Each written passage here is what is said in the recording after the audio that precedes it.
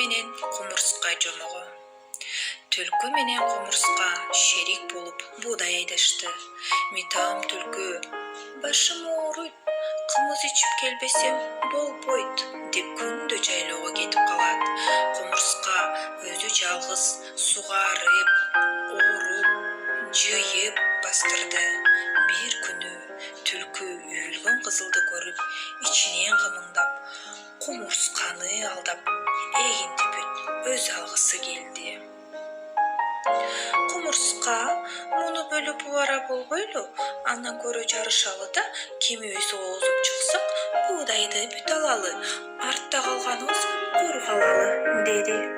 Кумурска ойлонуп туруп, түлкүнүн айтканына көндү. Жарышчу жерге барып, экөө катар турду.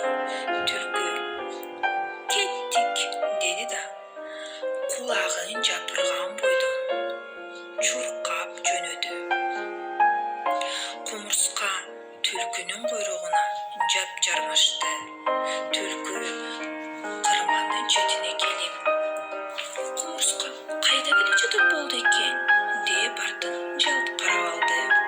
Анан токтой калып силкингенде кумурска ыргып барып үйүлгөн кызылдын үстүнө түштү. "Ой, сен эмнени карап турасың?" деп кыйкырды кумурска.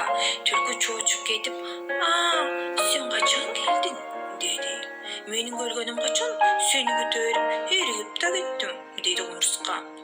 Түлкү айласы жок, тапкан пайдасы жок жолго түштү.